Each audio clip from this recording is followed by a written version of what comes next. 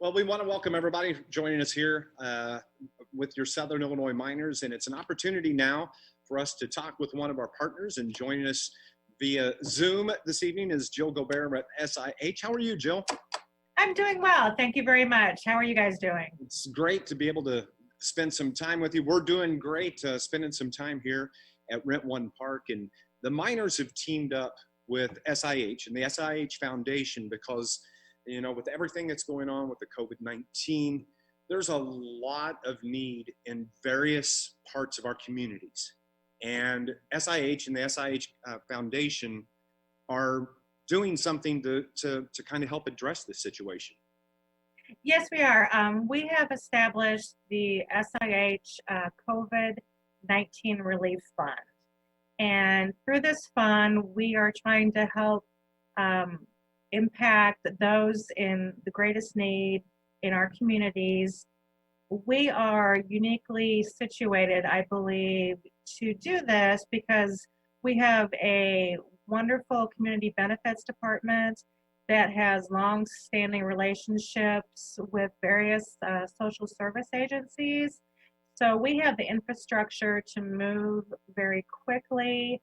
We work very closely with agencies that deal with social determinants of health. So a lot of that comes into, you know, poverty and lack of resources. So we are already very well entrenched in helping these agencies.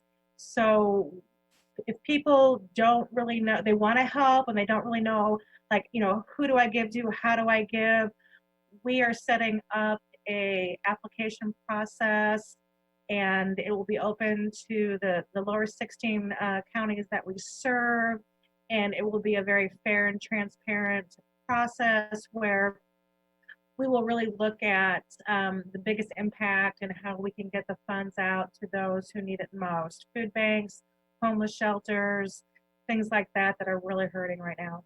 So Jill, I guess I want to ask, have you do cover such a big area, 16 counties is a lot. Have you heard from community members that are needing help, and that what kind of brought this group together and the SIH COVID-19 Response Fund? We've heard from day one that people are, especially nonprofit agencies, you know, they are getting funding from state and federal agencies, but as we all know, that takes a little bit of time. And so there are immediate needs. People need to stay in business while they're waiting for some of this relief fund. But we have heard that there are many needs. The community, they are hurting, and they're looking for ways that they can get relief. And like I said, we have some natural partnerships. We're also, you know, looking at helping, you know, our frontline our frontline healthcare workers through our fundraising efforts, and making sure, we want to make sure the people that help the community are helped. And sometimes those people are in the greatest need during this kind of crisis. So this is going to benefit a lot of different people. How can I help? What can I do? How do I find more information? We have several ways you can give. If you just go on to sih.net, there are various links to our COVID response. Some of it is what we call, you know, PPE, which is personal protective equipment. We've had a lot of people in the community who have stepped up and have made masks. They have made face shields and such. And then we also have a fund for direct monetary support. Those funds can be given online, and they can also be mailed in to the SIH Foundation. And hopefully after this, we'll have, you'll be able to provide some links for that. Google. So is there a phone number people could call for more information if they would like? Definitely. I think I'm the best person to call. My direct number is 618-457-5200, extension 67843. Excellent. So want people to go to the website, sih.net. You'll find several different links there, or you could give Jill a call, again, at 618-457-5200, and her extension is 67843. One final parting word from you, talking to the people about the COVID Relief Response Fund. I just want to thank the community. The response has been wonderful. Everybody has really stepped up. Sometimes it's the people that have the least resources, give the most. And it's just, thank you to everybody. This is a very trying time on our communities and our families. And I'm just proud to live in a region where people are really coming together to take care of the people on the front lines that are doing everything they can. It's not just us, it's the firefighters, first responders, it's the people making sure, there's food on the table. So I'm just really proud of Southern Illinois and what they're doing to help each other. Well, Jill, appreciate you joining us again. Jill Gobert from SIH, and this is the SIH COVID-19 Response Fund. And you can go online to sih.net and look for more information. And we just ask that if you can help, that you please do so. Thank you so much, Jill. We appreciate it. Thank you.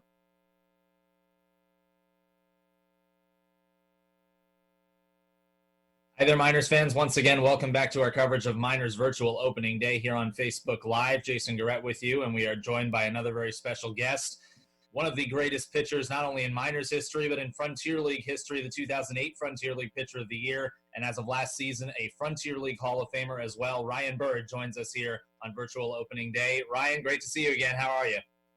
Hey, Jason. How are you? Doing well. About, I guess, as best as can be during these times, right? Absolutely. Now, obviously, 3 incredible seasons for you with the Southern Illinois Miners, 2008 through 2010. The numbers are outstanding, the 308 strikeouts, the 28 wins, the Frontier League Hall of Fame last season at Rent One Park. That was a great experience. What stands out from your Miners career the most when you look back on it, numbers aside? Yeah, I mean, it's kind of crazy when you say those numbers again. Like, I kind of forget, like, wow, like that, all those strikeouts. How'd I do that? But I mean, the teammates, and being down in Southern Illinois, I'm an Illinois guy, so being fairly close to home, albeit 3 hours away, but, having family coming down, seeing my games, having my parents, being there, and then obviously the teammates that were so good. I mean, those teams I played on, I look back, and the only thing that in those numbers that we didn't collect was a championship. And we look back, and I still talk to a few, like, how did we not win it? We were so good, had so much talent.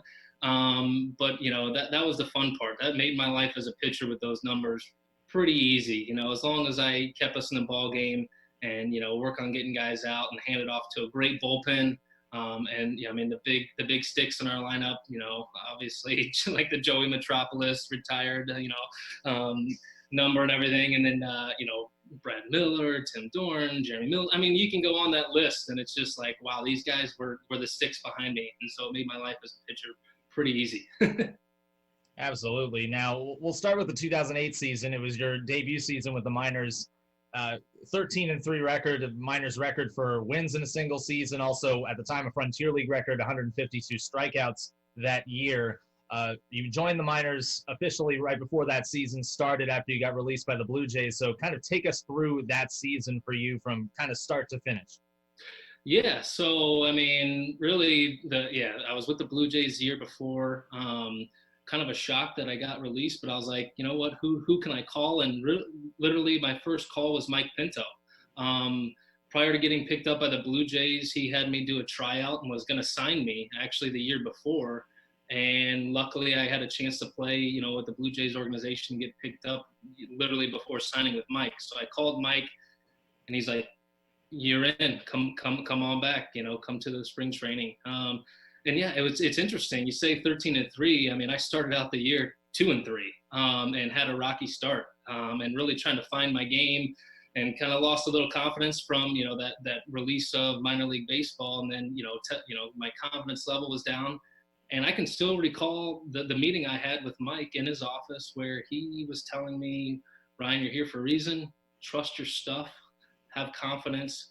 Every single batter think you're better than, and it's all mental for you right now. That's not physical. And I literally took that and have made that my approach. And, Brandon Jones was on third base, and between every inning, he said, trust it.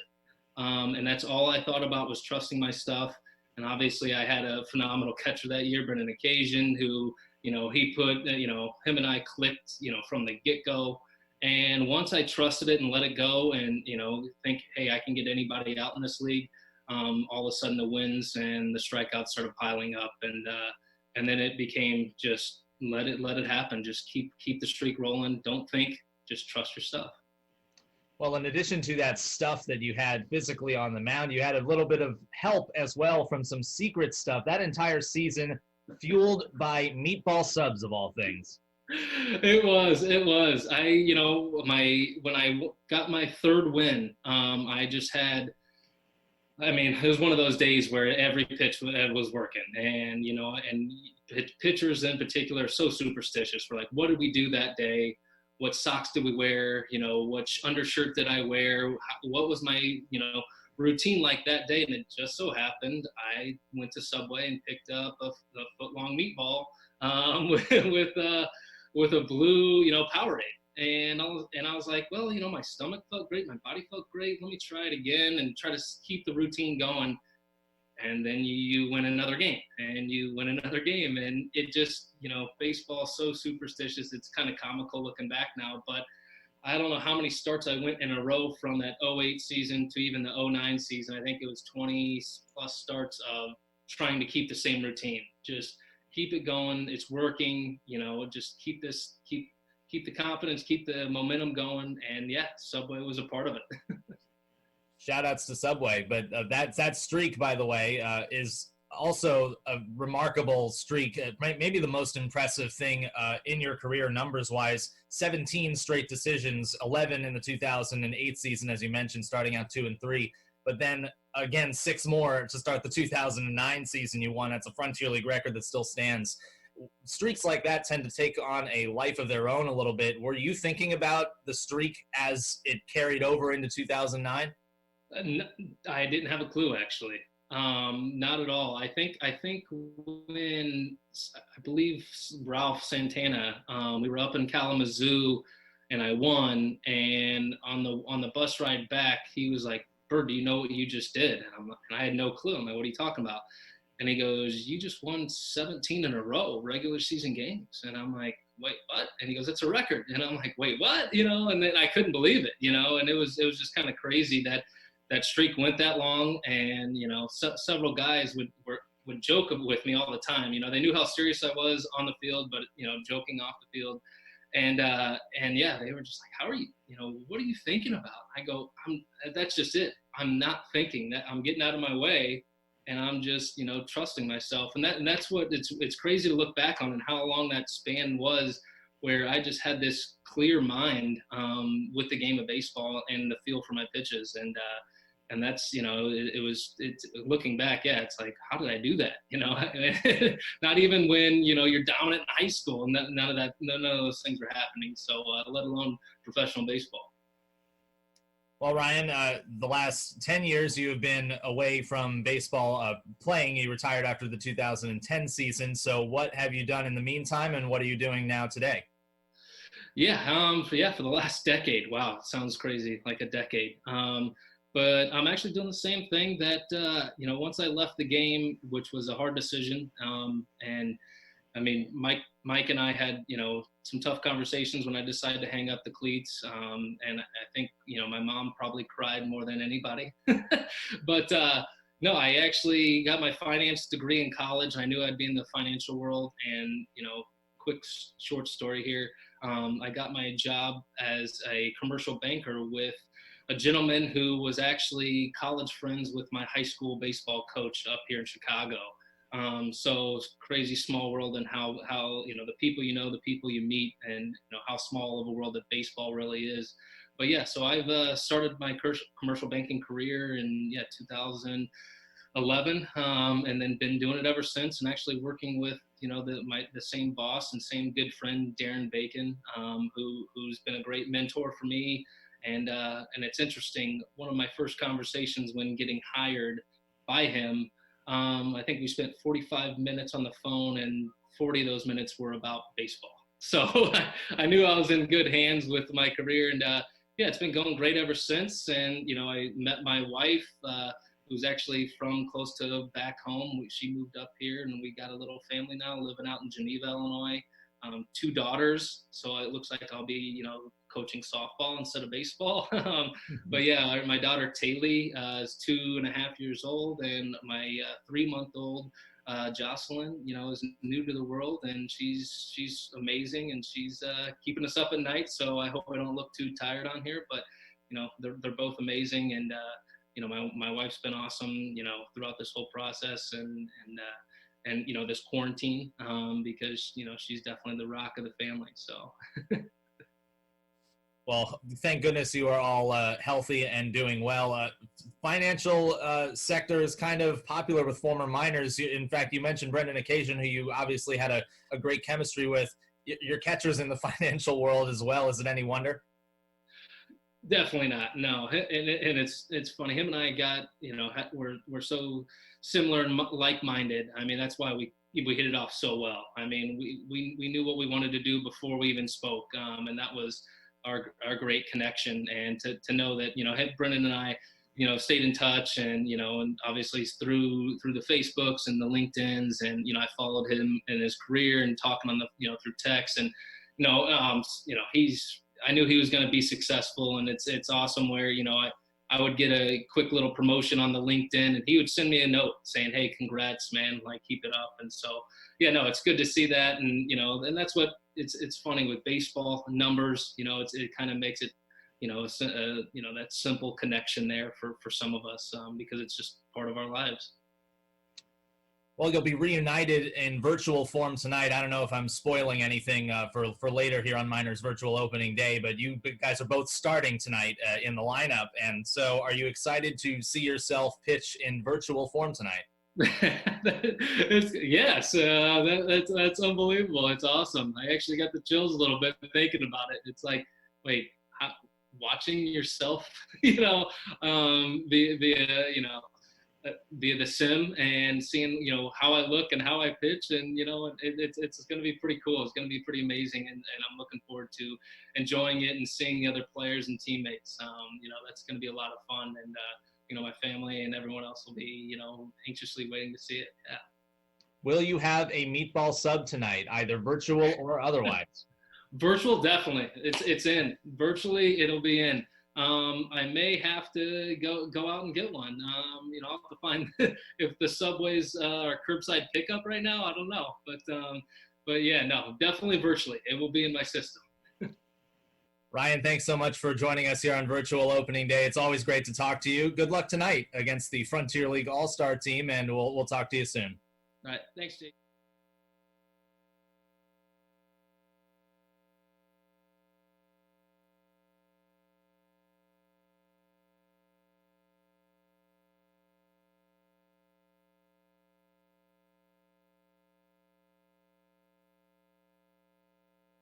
Welcome to opening day. We really wish you were here with us today, but we thought we'd do something a little special. This is our home. This is a place in the ballpark that not a lot of fans get a chance to see. So today we'd like to give you a behind-the-scenes tour of the clubhouse at Rent One Park. Come on in. It was really important for us to have a legacy here at Rent One Park and for the Miners organization. So when players sign here and they walk in the clubhouse for the very first time, and they walk in here on a daily basis, we want them to know about all the phenomenal players that have already worn the uniform before them. This is our Miners Honor Wall. These are guys who were all-stars, postseason all-stars, maybe got picked up by major league organizations. won end of season awards, Players of the Year, Pitchers of the Year, etc. And then among this, we have 3 of our players who've reached the major leagues. You've got Clay Zavada, you've got Tanner Rourke, you've got Brandon Caniff, and so these guys are all part of the wall. This represents a really important day in Rent One Park history. This was the night we won our championship. And as you can see, we wanted players when they walked in to get a sense of what that feeling was, from the celebration on the field, raising the trophy, our championship series MVP, Cannon Lester, getting Gatorade dumped on him, champagne in the clubhouse. These were all incredible moments, and we get to relive these when we see these every day, and our new players that get signed and walked in get a chance to get a little sense of history and success that's already been here. As we continue down the hallway, in our entrance, we have celebration photos. We want the guys to know when they walk in here, there is a expectation, there's a standard to win. We celebrate, we pop champagne, we have very special nights. We want to remind guys of that, and when they walk in every day, it's just kind of a visual reminder. Over here you have in 2010, the second best record in league history. This is the 2010 team. As you can see, from June 9th to June 28th, we did not lose a baseball game. It was an unbelievably special time. An incredible, talented group of players, and certainly a record that I don't think can ever be broken. The previous record was 13. 20 is outrageous and quite an accomplishment. Then you've got our all-decade team. This was in 2016. Our fans, our media voted who were the best players to ever wear a uniform. And these are guys that you're going to get an opportunity to see here in our game coming up a little while from now. Ryan Bird is our starting pitcher today. All of the all-decade team will be the starters of the game. And we think it's going to be an incredible experience. You're going to love the game and how we put it together. Welcome to our player locker area. It's a little different today. Normally on opening day, this place is buzzing with excitement. The sound system is blaring. Guys' hearts are pumping. They can't wait to get out on the field to show how good they are to all the Miners fans. And unfortunately, it's an empty locker room. We have 34 lockers in here. As you can tell, they're really pretty nice. These are all wooden lockers.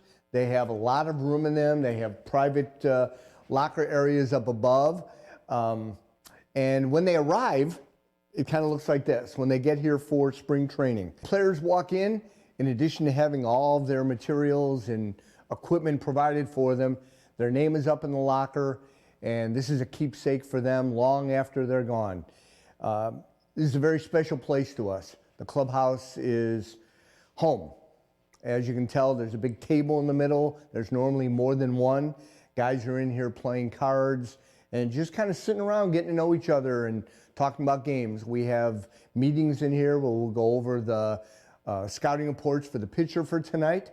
We have video that we can show up here of the pitcher we're going to face. Guys get a chance to see him. We go over scouting reports on all of their hitters. So all of that will take place in here, all in the time right before game time. Welcome to the Chris Stone training room. The training room is named after Chris Stone, who is our original trainer. He is still currently our strength and conditioning coordinator. After a lot of years with us, Chris went on to become a very successful physician's assistant and is an integral part of helping make sure that our team is ready to go every day. Brad Brush is our current trainer. This is Brad's home. He takes care of all the players in here. As you can see, we have a couple of tables for guys to sit on. This would be getting treatments, get stretch. We have every possible piece of medical equipment in here in order to get guys ready to go. The goal is, it says there, Cal Ripken played 2,632 consecutive Major League games. How many players in the Frontier League have the character, work ethic, preparation, and willpower to play all 96 regular season games of ours? And we've had a number of years where we've had a number of players have done that, including back in 15 and 16 where we had 3 players in each year play all 96 games. That's a testament not only to them, their character, their work ethic to get ready for the season, but the job that our training staff does and keeping them ready and able to be on the field every day. As you start to head out towards the field, you'll notice a number of informational things that are available to the players. First of all, the lineup is posted usually early that afternoon. Sometimes it's text out to them via GroupMe messaging, where guys know who's playing that day, who's off, etc. We've got scouting reports on the pitcher that we're going to face that night. Guys can take their time and kind of look and see what do they throw. We'll also have rookie responsibilities for our next road trip, who's responsible for what items. The last thing you want to do is get to Washington, PA, and we left the hats here. So everybody has responsibilities, and then we have a guy who will always come back through and double check and make sure those jobs got done. These are kind of our daily plan, so guys can see who has early work, what work is scheduled on the field earlier in the day before batting practice. It has our batting practice groups, and it has what we're going to do during batting practice that day. And as you can tell, we normally have information for our next road trip. What would be our load time? What time do we leave? And for example, if we're going to load at 9:30 and leave at 10, at 10:01, there's nothing but a vapor trail. The bus is long gone. We leave right on time. And it reminds them to check rookie responsibilities. If the weather's going to be really cool there, remind them to bring it. We've got a couple of our slogans: next man up, do your job. And for Matt Mooney, don't forget to pay your clubhouse dues. And then, of course, as you leave the field, the last reminder is this. Remember, every game is someone's first game. There's somebody coming to Rent One Park today that's never been here. There's somebody who's coming to Rent One Park that's never been to a baseball game or a Miners game. It's really important that we represent ourselves well, represent the Miners organization and themselves, and make a great impression on our fans, because it really is all about them. Thanks for stopping by the clubhouse.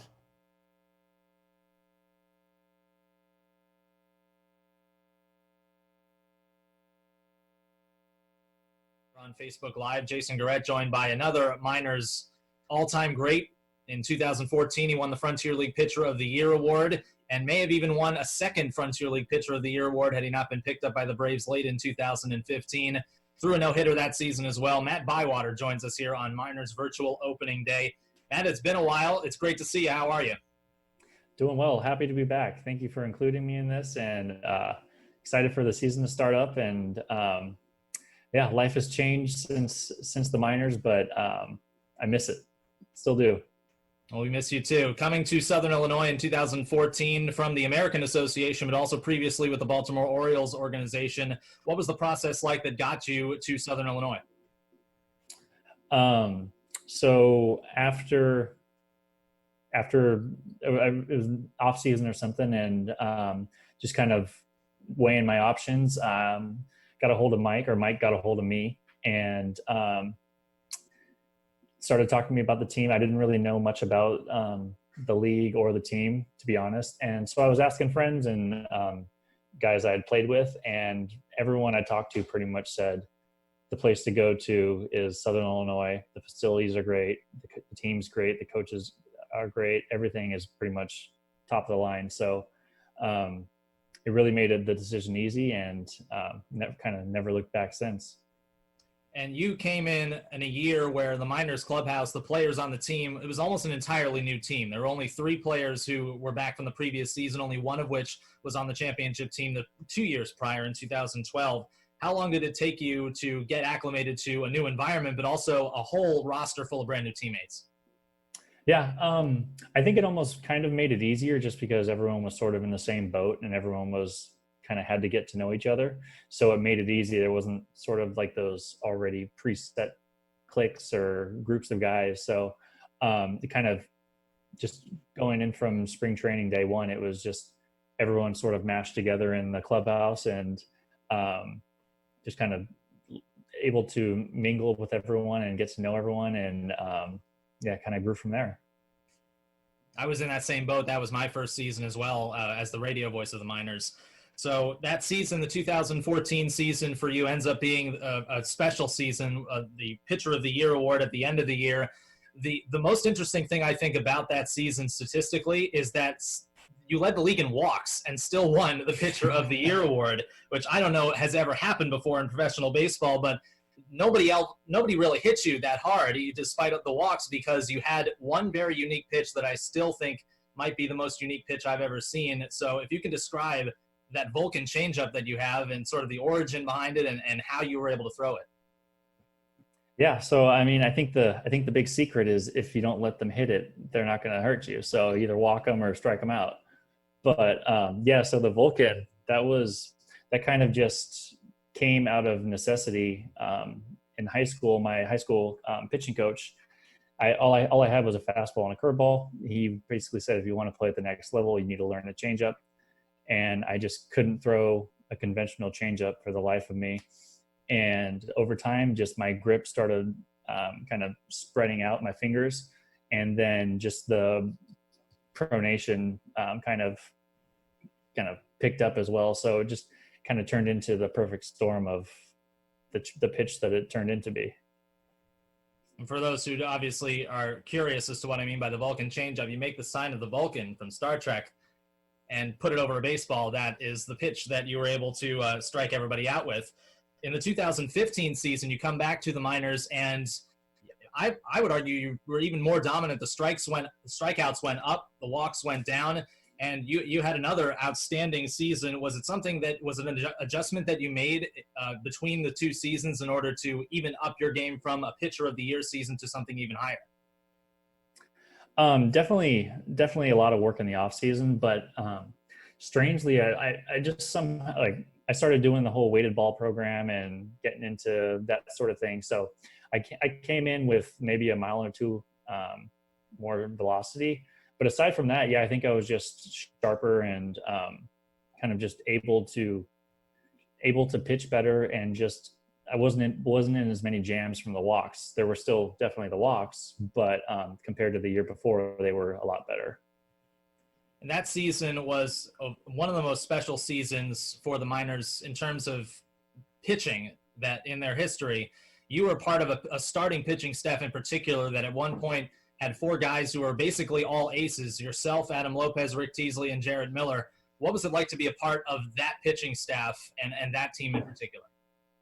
I mean, it was definitely special, and it's you wouldn't ever expect it on an independent team, let alone a minor league team, just because it was on any given day, any of the starters, you expected sort of a shutout or a dominant game. So it was definitely fun to watch, just even when either being in the stands charting or in the dugout the days when I'm not pitching, just seeing, like, from Teasley, just the energy out there and all his he's fun to watch. And then like Adam Lopez, just dominant as well. So it was fun to just sort of kind of be a part of that. And you get to learn, you get to, you're not pitching, so it's kind of like an off day, but at the same time, you get to watch them and be involved and kind of talk to them in between and see what they were thinking. So it was definitely, you were able to get better even when you weren't playing. Well, you certainly got better when you were playing as well. And with the 2015 season, the highlight of it, and maybe the highlight of my time announcing for the minors still, is June 12th of 2015 at home. It was a Friday night against Evansville. All you'd go out and do is throw a 9-inning no-hitter, the second in team history, but the first of 9 innings. I believe you struck out something like 10 batters in that game, including the last out of the game on a breaking ball looking. Do you remember that night, and particularly do you remember how you felt going into that night? Did you kind of feel a start like that or something similar coming on? Definitely remember the night. I don't remember the feeling going into the game. I don't think it was anything out of the, I don't think I was like touched by anything that I was going to be like a special game. But with that said, it kind of always, I don't know if it was just joking or just kind of like a confidence booster, but I personally always sort of wanted or dreamed of a no-hitter in each game. So like after the first inning, oh, no hits. After the second inning, no hits. And so it kind of, I didn't realize it until the 8th inning. That didn't happen for me. I was sort of aware of it the whole time, but it didn't really get sort of nerve-wracking until probably the 6th or 7th inning. And then it kind of was like, oh, we're pretty close. We can do this.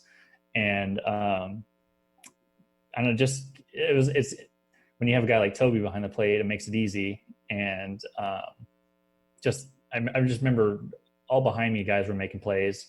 There was, I think it was the 8th or 9th inning. There was like a little bleeder. I think it was the 9th actually. There was a little bleeder between like no man's land, first and second base in the outfield. And Frank made a good play on that. And it was just kind of like just the perfect storm of just like the things you see in the movies where the guy makes a diving play or he robs the ball at the wall to save it, like that sort of thing. It just, everything sort of fell together. What made it even more special was the fact that there were, I think, over 3,400 or so fans in the house. It was a Friday night. It was Disney character night. I remember it. And I remember calling the right before the final out, I said, it's like magic. It was like Disney magic that night for you. Oh, it was unreal. And just from the moment, the last pitch, it was just kind of like, I cannot believe this just happened. And then being able to see the crowd go nuts and the team come in and get to like celebrate with everyone was just kind of like a dream come true. Disney, where dreams do come true. Now, exactly. Since you stopped playing professionally, what have you been up to? So I got a job in advertising. So just recently, right before this whole quarantine started, I started at a new job with USA Today as an account manager. So I was actually I was in the office for 3 days, and then the shutdown started. So for the last, I don't know what it's been, nine or so weeks now, it's been working from home just like the rest of the country. But it was definitely a change of pace, but still to this day though, I wouldn't trade anything in the world to have the experiences I had playing baseball. Well, Matt, thanks so much for joining us here on Miners Virtual Opening Day. Once again, it's great to see you. Great to talk to you once again. Enjoy the live stream tonight of you and some of the other greatest Miners ever taking on some of the Frontier League All-Stars from 2016. We'll talk to you soon. Awesome. It was great talking to you. Miners fans, once again, welcome back to Miners Virtual Opening Day here on Facebook Live, and it's time for the Southern Illinois Healthcare pregame show before the Miners all-time team takes on the 2016 Frontier League All-Star team. Who better to have here on the pregame show than the COO and manager of your Southern Illinois Miners, Mike Pinto. Mike, it's great to see you. Welcome. Hey, normally I would say to you, happy opening day. Normally, yes. This is a different one for sure. It certainly is, and obviously everybody wishes it was, in fact, opening day at Rent One Park at 7 o'clock tonight with real baseball being played, but the COVID-19 pandemic having something obviously to say about that. Let's just open up and ask you, do you have an update as to what the Frontier League situation is as of right now? No, we had a board meeting this morning, and at this point, so much is a wait-and-see game. We have 7 different states that are involved, 2 different countries with the 2 new teams from Canada, and we really need to see how shelter in place is released, and then how we're able to as well, what are the gathering restrictions going to be? How are those things going to affect how we can bring people, players into the ballpark, how we can keep fans and keep all of our employees safe? Well, the impetus behind virtual opening day, it's still been a fantastic celebration so far, with the game obviously still to be played. But what was the idea that you had behind doing an all-day event like that we've done so far today? Well, to give credit where credit's due, the staff really has come up with all of the great ideas that have been part of this. And so, first of all, the Frisco Rough Riders did this.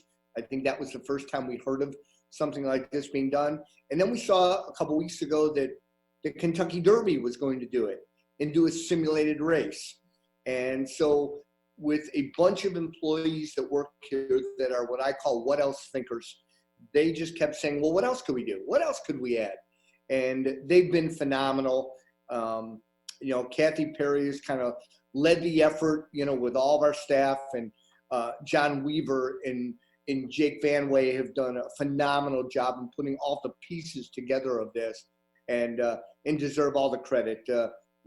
John and Jake have just put untold hours in to make this event happen. My favorite part of this event so far has been getting to reminisce with all of the former Miners players that have graciously allowed to have us talk to them about their experiences as Miners. And one thing that I found out was everyone kind of has a different origin story as to how they got to Southern Illinois, but there's all sort of one common thing with all of their answers, and that's that they absolutely loved being Miners. What do you necessarily look for? Because everybody obviously came here in a different way, but what is it that you looked for in them that obviously you ended up finding, and obviously it ended up working out so well for them being some of the great players in this franchise's history? I guess first of all, I've been really fortunate in that I have a really big network out there of people that send me players, that make recommendations, that know the kind of players I like and look for. And it's really a combination of things, but it really comes down to a simple core. I want to be with guys I like. I want to be with good guys. And if I'm going to spend 4 months or 4.5 months with all these guys, I want to be with a bunch of guys I like that are fun and enjoyable people to be with. And, you know, I hear all the compliments about what great clubhouses we always have. Well, that's because of them. They make it that way. Now, on top of it, they're really good players. And so the two have gone together, and, you know, my affection, you know, you talk about all the guys on the dream team, and there's so many more beyond that, but my affection for them as people is just so deep. These were guys that have made the Miners what they are. Well, you said 4 or 5 months for some players, in some cases a couple of years, or in Ralph Santana's case 14, 15 years now that you've been with him. Well, Ralph is kind of a son to me, as is Chris Stone. You know, I've watched these guys grow up, and then some of the guys on the team you talk about here, you know, these are guys that played here in some cases 2 or 3 or 4 years. And so my depth of experience in knowing who they are as people, it's, you know, I care for these guys a lot. What are some of the memories that you have with some of these talented players, particularly the fact that a lot of them played together at the same time and helped really get the Miners off the ground in the late 2000s and aughts? But what are some of the memories that you have when you look back at some of the careers of some of these great Miners? Oh, wow. I mean, it's really one guy after another. I mean, there's a story with each guy. You know, you talk about, I'll go right off the battery.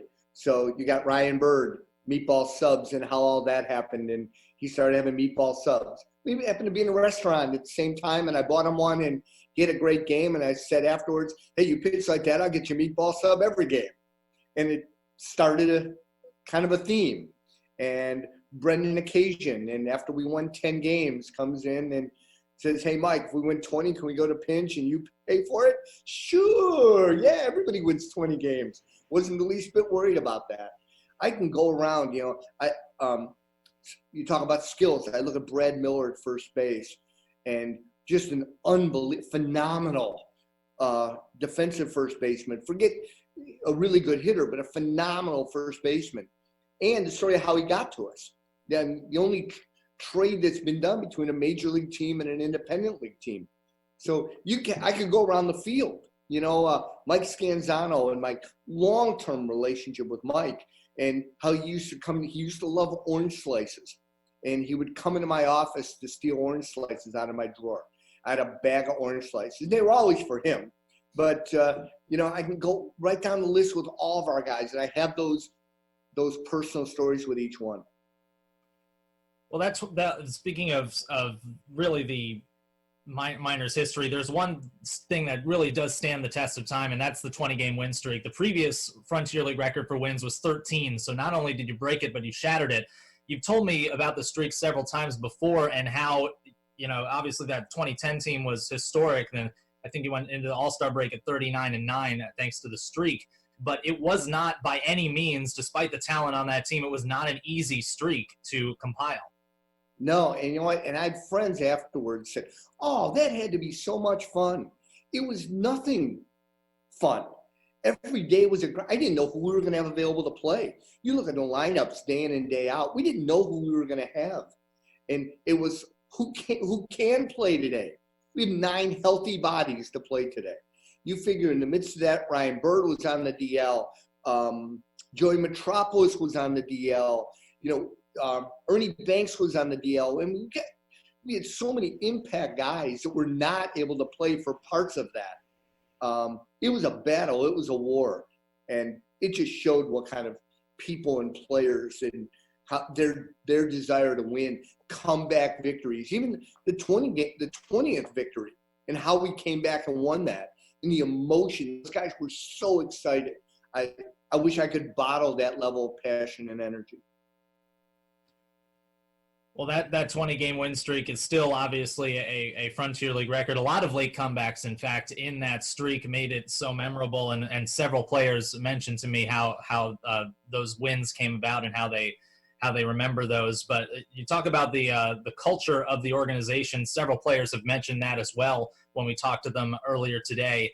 And it was something that you had in mind from the very beginning as far as building the organization baseball-wise. And so that's got to make you feel pretty good still to this day to hear the players mention that as probably their best favorite part of playing for the Miners. Well, I really appreciate that. I wanted the Miners to be a number of things. And when I interviewed for the job, I had my 7 pillars that I thought an organization should be built on. And one was culture, that the players, I didn't want this just to be independent ball. I wanted this to be that I didn't just play independent ball, I played in Southern Illinois. And to have that have meant something. And, I got a note last year from David Harden, and just kind of came out of the blue. He said, I was watching something about Mike Martin's retirement. And I thought I'd just send you a note and thank you for setting such a high standard for what you've done in Southern Illinois.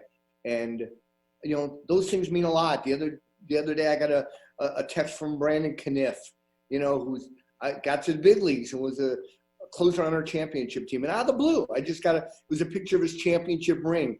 And he said, boy, these were great times. How you doing, big guy?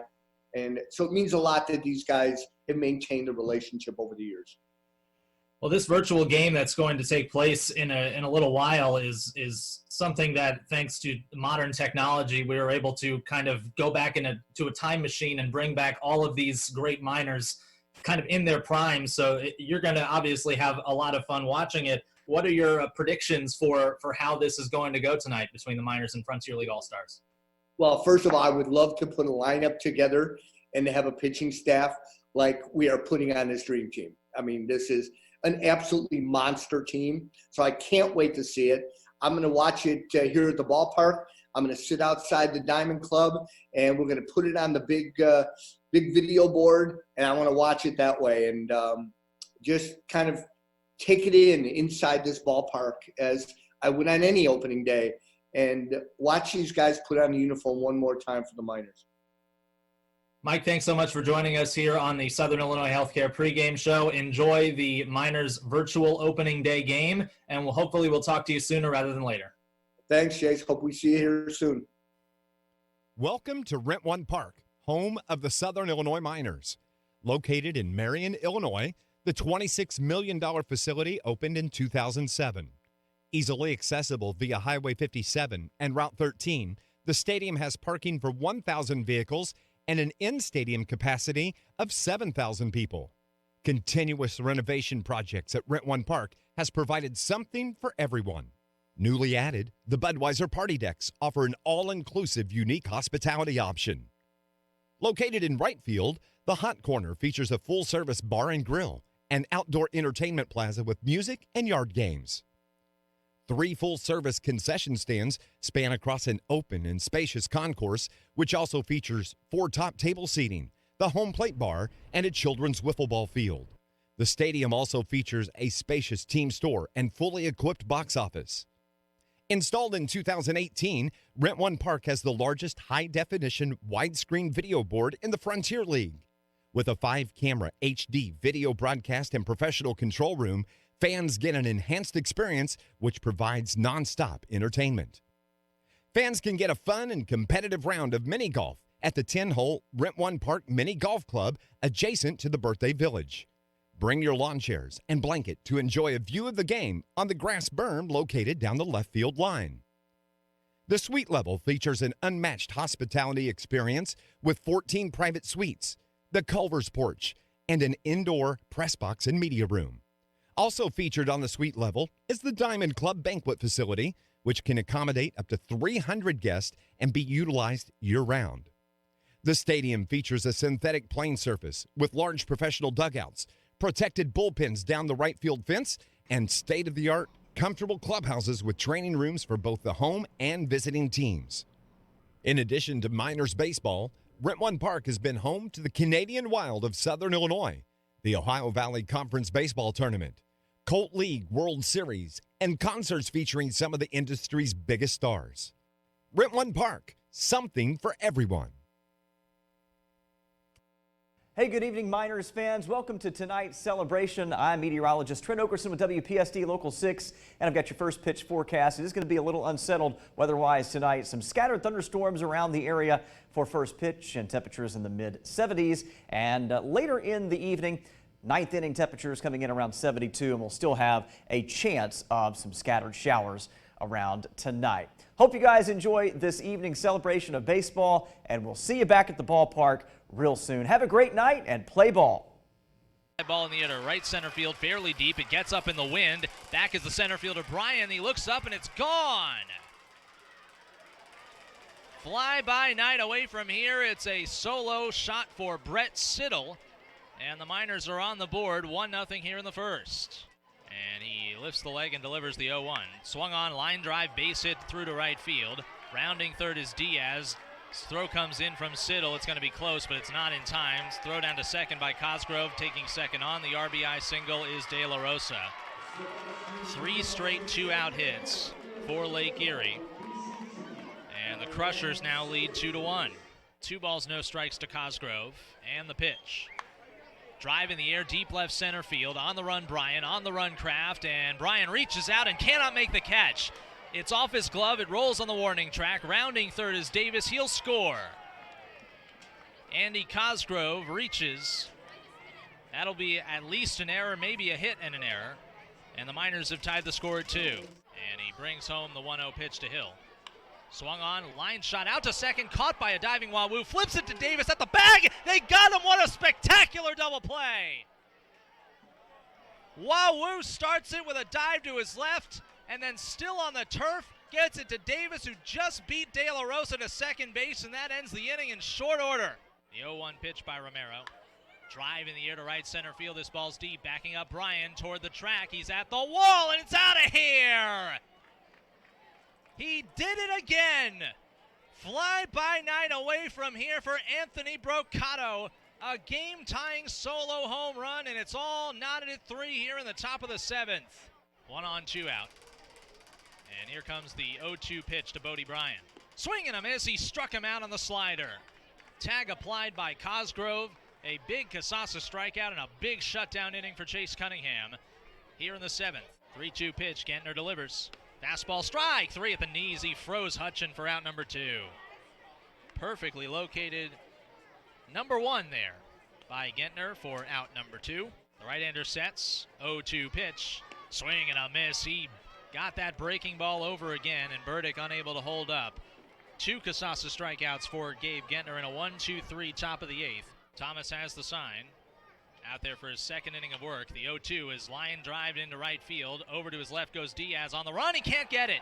It's off his glove. It bounces against the base of the wall. Iriart to second. He's in scoring position to lead off the frame for Southern Illinois. And they immediately put up another error on the Lake Erie outfield. Tied at 3 in the 9th. Gallardo's 0-2 to Brocato. A swing and a line shot up the middle. It's a base hit through to center field, past a diving Marrero. In to score Iriart. First to third goes Cosgrove. The rookie comes up huge again.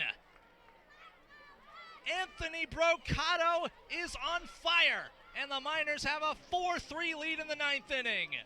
Gallardo deals. Breaking ball hit in the air, center field. This could get another run in. In comes Brian, still in. He makes the catch, tagging at third, and coming home is Cosgrove. Here comes the throw in from Brian. It's a good one, but late. On target, but not in time. Joe Duncan gets the job done. He brings in an additional run here in the 9th with a sacrifice fly to center field, and the Miners have a 5-3 lead. Bases loaded, one out in the ninth. 2-0 pitch. Hard ground ball to third. Lohr fields, comes home. There's one. No throw to first. A fielder's choice for out number 2 with the put out at home on Kraft. 5-2. Duran comes, sets. 2 outs, bases loaded. The 1-2 pitch.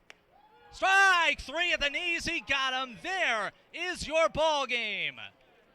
Nick Duran comes in and saves the day.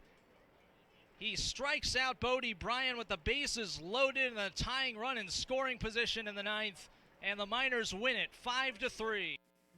Hello everyone, I'm Bill Lee. I'm the Frontier League Commissioner. Today would have been opening day of 2020, the 28th season of the Frontier League. However, due to the COVID-19 virus, we are obviously delayed. We want to play, but we just don't know when that will be. However, when we do, we are going to make sure that our stadiums are safe and that all health regulations are met. So we wanted just to let our players, our staffs, our employees, our host families, the coaches, our sponsors, and most of all our fans, we just want to let you know that we're thinking about you and we hope to see you real soon. Right now, we just want you all to stay healthy and take good care of yourselves. Thank you very much. Hello all Marion citizens and Miners fans everywhere. We welcome you to join the Miners in their presentation, I believe the 14th season opener here in Marion. And this time though, it's a virtual game for all of us to share. We very much appreciate the Miners and all that they mean to Marion. And just like baseball is so American and we want to get back to that, we all look forward to the day that we can join with them and see each other at the ballpark again. Well, happy opening day. Not quite the opening day that I think we all planned. As you can see, we have an empty dugout. I'm standing here on my perch in uniform and no game. But on behalf of the Simmons family, John and Jane Simmons, and our entire organization, we thank you for joining us for our virtual opening day. We've had a number of things go on through the day, and now we're really excited for what's going to be a virtual simulation game between the Miners Dream Team and a Frontier League All-Star team. We're really excited about, in essence, having all of our great players of the past all put a uniform on, put a Miners uniform on one last time. And to all you guys out there who are watching, who I've talked to this week, and I know you were really excited about this, we're excited to see you in a Miners uniform again. We miss you. Love all you Miners. Love our Miners fans. And we hope to be on this field for real soon. It's time for our first pitches here at Rent One Park tonight on our Miners virtual opening day. Let's welcome to the mound from People's National Bank, Bethany Shaw, and also from People's National Bank doing the catching is Kaylee Bonner. Bethany, the pitch is yours.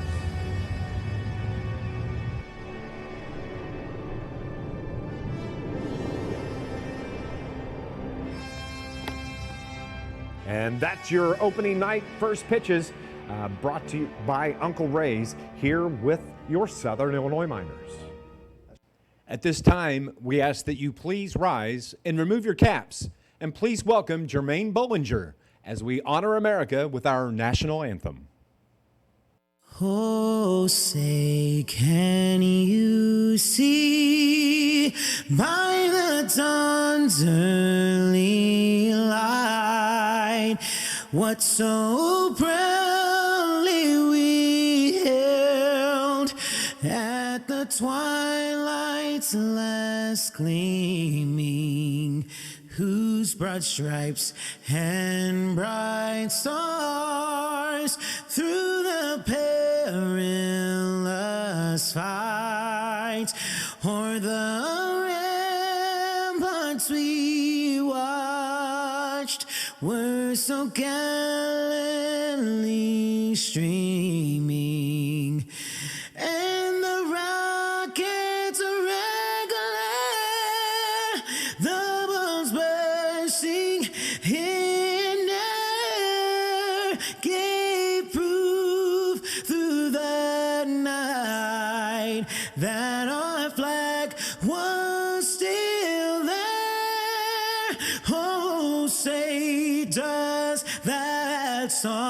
star-spangled banner yet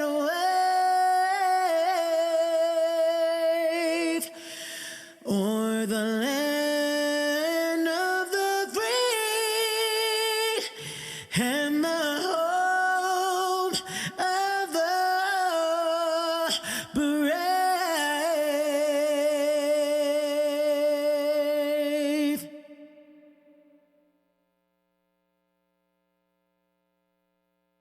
All right, it's time for us to get this baseball game going. It's time for our play ball call of the night, brought to you by Childers Orthodontics. Let's see what you got.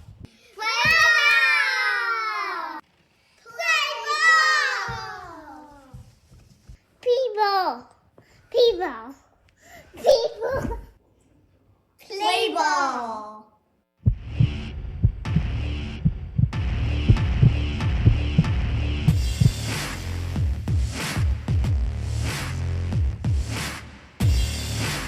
Hey, Miners fans, let's go. It's time to get loud. Let's go. Get loud. Stand up.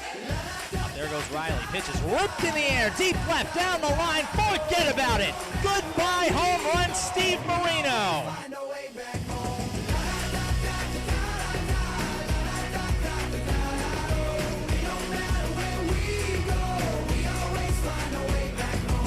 Deals the 2-2. Strike three at the knees. He's done it. Matt Bywater has thrown the second no-hitter in Miners history. We always find a way back home. Yeah, we always find a way back home.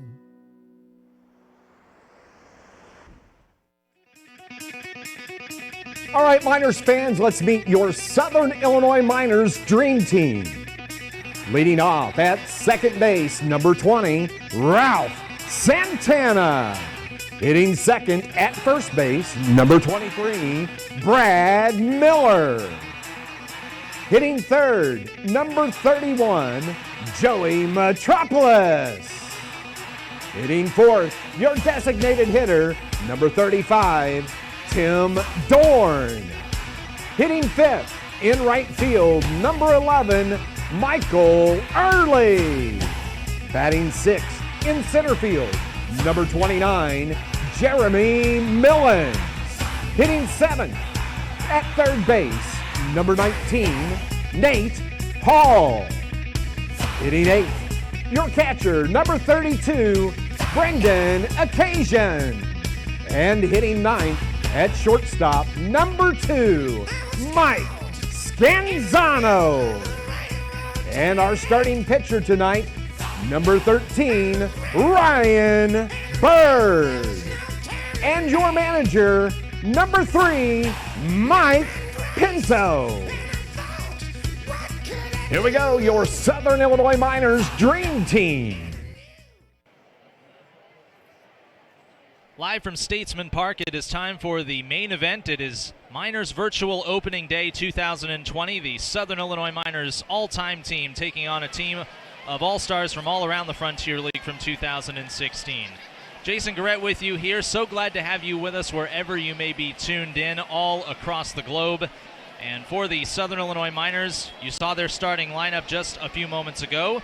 In case you forgot, here is the Miners starting lineup. Ralph Santana at second base leading off. Brad Miller at the first baseman batting second. Joey Metropolis in left field hitting third. Tim Dorn, the designated hitter, batting cleanup. Michael Early in right field batting in the 5 spot. Jeremy Millens in center field will hit 6th. Nate Hall, the third baseman, hitting 7th.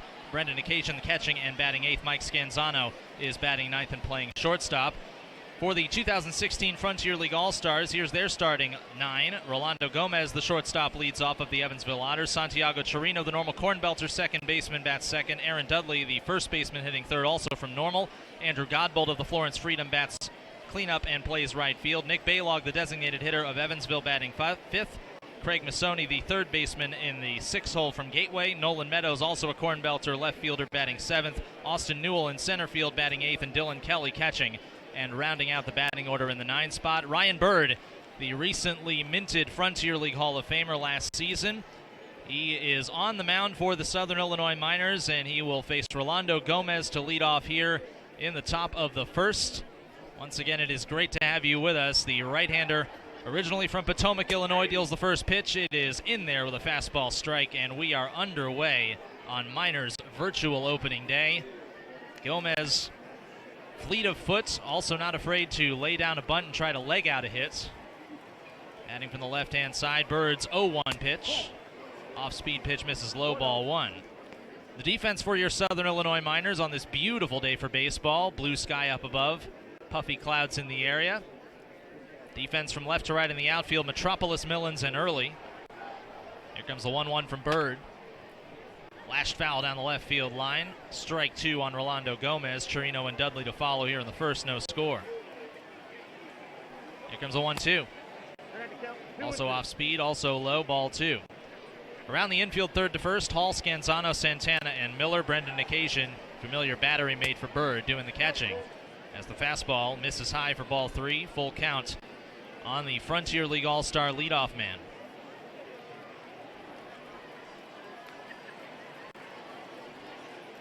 Bird winds and fires. Here's the payoff pitch to Gomez. It's swung on and lined the other way into left field for a base hit. A leadoff single for the Frontier League All-Star shortstop from the Evansville Otters. He also played in Florence and in Gateway in his time in the Frontier League. Taking the Bird pitch the other way.